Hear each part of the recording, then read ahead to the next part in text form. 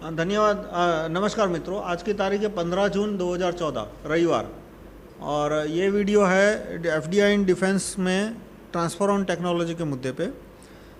जो मुद्दा है वो एक किल स्विच का, हार्डवेयर ट्रोजन किल स्विच। आप गूगल करना हार्डवेयर ट्रोजन या तो किल स्विच सीरियन रडार। हम राइट टू रिकॉल ग्रुप के कार्यकर्ता 2010 से इस बात का प्रचार कर रहे हैं कि भारत में बड़े पैमाने पे हथियार बने, इसलिए हमें कानूनों को सुधारना चाहिए, न कि हम हथियार इंपोर्ट करते रहे। और इंपोर्टेड हथियार का सबसे बड़ा खतरा होता है जो विदेशी कंपनी हमें हथियार बेचती है, उसमें किल स्विच डाल के बेचती है। यानी जिस दिन उसने वो स्विच एक्टिवेट किया उस दिन वो प्लेन टेक ऑफ ही नहीं करेगा। जैसे फ्रांस ने हमको रफेल के प्लेन दिए, कल मान लो हमारा फ्रांस के साथ युद्ध होता है तो वो एक भी प्लेन है वो टेक ऑफ ही नहीं करेगा। तो सीरिया के रडार से ये बात प्रूव हो गई है। दूसरा भी एक एग्जांपल है ईरान के सेंट्रीफ्यूज का। सीरिया ने रशिया या फ्रांस की किसी कंपनी से रडार खरीदा था, बहुत अच्छा रडार था, state of the art, number 1 in world, मक्खी को भी पकड़ ले। लेकिन जिस दिन इजराइल के प्लेन आए अटैक करने के लिए तो आधा घंटा उस रडार ने काम नहीं किया। इजराइल के प्लेन आ गए, बम बरसा के वापस भी चले गए और रडार उनका पकड़ नहीं पाया एक भी प्लेन को। बाद में पता चला कि जो फ्रांस की कंपनी थी या रूस की कंपनी थी उसने उस रडार में किल स्विच रखा था। उस किल स्विच का कोड उन्होंने इजराइल को बेच दिया। इजराइल ने वो किल स्विच एक्टिवेट करके आधे घंटे में बम फेंक के वापस चले गए। और दूसरा एक किल स्विच का एग्जाम्पल आया है कि ईरान ने अपने यूरेनियम एनरिचमेंट प्लांट में सीमेंस से टेक्नोलॉजी ली थी और सीमेंस ने उसमें किल स्विच रखा था। अब वो किल स्विच एक्टिवेट होता है तो सीमेंस की इज्जत मिट्टी में मिल जाती थी, इसलिए सीमेंस ने स्टक्सनेट नाम के एक वायरस का ढकोसला मिथ खड़ा किया। स्टक्सनेट जैसा वायरस था पर उस वायरस ने कुछ किया नहीं है, वो इधर से उधर जा रहा था फेल पर उस वायरस की इतनी औकात नहीं है कि माइक्रो कंट्रोलर का रीड ओनली कोड बदल सके। माइक्रो कंट्रोलर में जो कोड होता है वो रीड ओनली होता है, उसका कोड कोई बदल ही नहीं सकता। बदल सकता है यानी उस कोड को बदलना हो तो माइक्रो कंट्रोलर की चिप निकालनी होगी, उसको प्रोग्रामर में डालना पड़ेगा। इसमें 5 वोल्ट होता है, प्रोग्रामिंग में 11 वोल्ट का करंट देना पड़ता है, तब उसके अंदर का कोड बदल सकता है। यानी वायरस कितना भी पावरफुल सॉफ्टवेयर है वो 5 वोल्ट का 11 वोल्ट नहीं कर सकता। यानी ये जो पूरा ढकोसला खड़ा किया है कि स्टक्सनेट ने जाके माइक्रो कंट्रोलर का कोड बदल दिया, वो गलत है। माइक्रो कंट्रोलर का कोड बदलने के लिए 11 वोल्ट का करंट चाहिए, और 11 वोल्ट का करंट वायरस पूरे दुनिया में से, ब्रह्मांड में से कहीं नहीं ला सकता।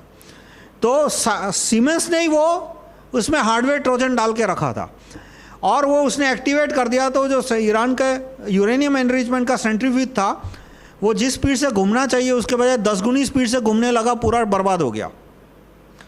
तो वो एक हार्डवेयर ट्रोजन का एक दूसरा जीता जागता एग्जाम्पल है। तो पहले जो ये एफडीआई के भक्त थे, फिर वो सोनिया गांधी के भक्त हो या अरविंद भाई के भक्त हो या मोदी साहब के भक्त हो, वो कहते थे कि ये ट्रोजन की बात बकवास है। 2 ट्रोजन के केस सामने आए, सीरिया का रडार का और ये सीमेंस के यूरेनियम एनरिचमेंट सेंट्रीफ्यूज का। तो बाद में स्वीकार करना पड़ेगा किल स्विच होगा, लेकिन अब कहते हैं कि जब एफडीआई आएगा तो किल स्विच नहीं होगा। भाई विदेशी कंपनी है, वो भारत में प्लेन मैन्युफैक्चर करेंगी तो भी 60% पार्ट्स तो इंपोर्टेड ही होंगे, भारत में मैन्युफैक्चर ही नहीं होते। जैसे टाटा नानो की गाड़ी है तो वो मेड इन इंडिया है, पर उसका विकिपीडिया का पेज देख लो तो उसका ट्रांसमिशन है वो कोई फ्रांस की रेनॉल्ट नाम की कंपनी बना रही है, ब्रेक्स कोई और कंपनी बना रही है, उसके जितने कॉम्प्लेक्स पार्ट है उसमें से 20-30% इंपोर्टेड है। अब ये तो टाटा नानो जैसे सिंपल गाड़ी की बात हो रही है, तो प्लेन के 80% पार्ट तो इंपोर्ट होके आएंगे। अब टेक्नोलॉजी ट्रांसफर होगा तो भी उससे ट्रोजन दूर नहीं होने वाला, क्योंकि इतने सारे चिप्स है एक प्लेन के अंदर।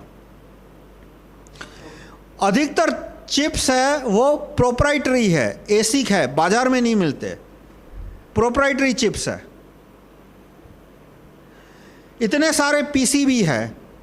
अब इंपोर्टेड जो चिप्स होता है, एक अमेरिका के डिफेंस डिपार्टमेंट का, डीओडी डिपार्टमेंट ऑफ डिफेंस का रिसर्च है। कि चिप के अंदर यदि किसी ने किल स्विच डाल दी है तो वो दुनिया की कोई टेक्नोलॉजी नहीं है जो कि प्रूव कर सके कि ये नॉर्मल चिप है या किल स्विच वाली चिप है। एक बार चिप के अंदर ट्रोजन चला गया, उसके बाद भगवान मालिक है। प्रूव करने का भी तरीका नहीं है, मतलब उन्होंने ट्रोजन वाली चिप्स और नॉर्मल चिप्स का मिक्सचर करके दुनिया के अच्छे अच्छे एक्सपर्ट्स को दिया, अमेरिका की कंपनियों को एक्सपर्ट्स को दिया, बताओ कि भाई तुम्हारे पास कोई टेक्नोलॉजी है जिसके द्वारा तुम प्रूव कर सको कि कौन सी चिप नॉर्मल है और कौन सी ट्रोजन वाली है। दुनिया के एक्सपर्ट्स ने हाथ खड़े कर दिए कि एक बार चिप में ट्रोजन चला दिया, उसके बाद हमारे पास कोई ऑप्शन नहीं है। और ये है पीसीबी। पीसीबी में ट्रोजन डालना मुमकिन है, लेकिन पीसीबी का यदि एक्सरे लिया जाए तो पता लग सकता है कि ये पीसीबी है वो नॉर्मल से अलग है। फायदा इतना ही है कि चिप के अंदर ट्रोजन डाला तो वो रेडियो वेव से एक्टिवेट नहीं कर सकते, क्योंकि रेडियो सिग्नल है वो चिप के अंदर नहीं जा सकता। जबकि पीसीबी के अंदर ट्रोजन है तो वो रेडियो वेव से एक्टिवेट हो सकता है। तो अब मान लो इंपोर्टेड पीसीबी यूज हो रही है, इंपोर्टेड चिप वो यूज हो रही है, तो एक एक इंपोर्टेड पीसीबी को एक्सरे से एग्जामाइन करना तो उससे तो सस्ता पड़ेगा, तुम भारत में ज्यूरी सिस्टम ले आओ, राइट टू रिकॉल ले आओ। मतलब जो सॉल्यूशन है एफडीआई वाला या टेक्नोलॉजी ट्रांसफर, उसमें से जब किल स्विच निकालने की नौबत आएगी तो जितना पैसा लोकल मैन्युफैक्चरिंग में लगेगा उससे 10 गुना पैसा तुम्हें एक एक चिप का एक्सरे निकालने में लग जाएगा, सॉरी एक एक पीसीबी का एक्सरे निकालने में लग जाएगा, एक एक चिप के टेस्टिंग में लग जाएगा। उससे तो बेटर है तुम इंडिया में चिप मैन्युफैक्चरिंग के कारखाने डालने शुरू करो। तो वो करना नहीं है, कहे कि भाई इंडिया का जो फैक्ट्री को मालिक है उसको इतने 50 कानून परेशान कर रहे हैं, एक्साइज वाला परेशान कर रहा है, पोल्यूशन कंट्रोल बोर्ड वाला परेशान, तो वो कानून में से एक भी कानून दूर नहीं करना। कल आना, परसों आना, अगले हफ्ते आना, अगले जन्म आना। और विदेशी आके कहता है मेरे को एफडीआई लानी है तो फटाफट नृपेंद्र मिश्रा को प्रिंसिपल सेक्रेटरी बना दिया, एक आदमी ये अरुण जेटली को 3-3 मिनिस्ट्री दे दी ताकि वो एक हफ्ते में क्लियरेंस ला सके। उसके लिए पूरा मतलब वो मनमोहन सिंह का पीएमओ हो या नरेंद्र मोदी का पीएम हो या अरविंद केजरीवाल पीएम बन जाए, वो दिन में 48 घंटे काम करने को तैयार है। तो इसमें से जब ये टेक्नोलॉजी ट्रांसफ़र होगा तो भी उनके पास चिप बनाने की कैपेबिलिटी नहीं आएगी, क्योंकि एक प्लेन में कम से कम 4000 तरह की अलग अलग चिप्स यूज़ होती है। उनमें से आधी, मतलब बहुत सारी चिप्स, आधी नहीं लेकिन 100-200 चिप्स है वो प्रोप्राइटरी है। वो चिप इंडिया में क्या दुनिया में कोई नहीं बनाता, वो ऐसी वो सिर्फ कुछ एक कंपनियाँ ही अपना उत्पादन करके इस्तेमाल करती है। और उन्होंने सब कुछ डिज़ाइन दे भी दिया तो मैन्युफैक्चर नहीं कर पाएंगे, यानी पार्ट्स है वो इंपोर्ट करने पड़ेंगे। अब जब इंपोर्टेड पार्ट आए तो पीसीबी के अंदर रेडियो वेव से चल सके ऐसा ट्रोजन हो सकता है, चिप के अंदर रेडियो वेव से एक्टिवेट हो सके ऐसा ट्रोजन नहीं हो सकता चिप के अंदर। लेकिन चिप के अंदर ऐसा ट्रोजन हो सकता है कि कुछ स्पेसिफिक सिग्नल्स उसको चिप पिंस पे मिले, combination of signals, combination of inputs, तो वो चिप अपने आप को आधे घंटे 1 घंटे के लिए डिसेबल कर दिया, यानी एक चिप इनएक्टिव हो गई तो यूँ समझो कि पूरा प्लेन है वो ख़त्म हो सकता है। तो इस तरह से टेक्नोलॉजी ट्रांसफ़र से न ट्रोजन का खतरा कम होता है, न किल स्विच का खतरा कम होता है, वो खतरा बराबर बना रहता है।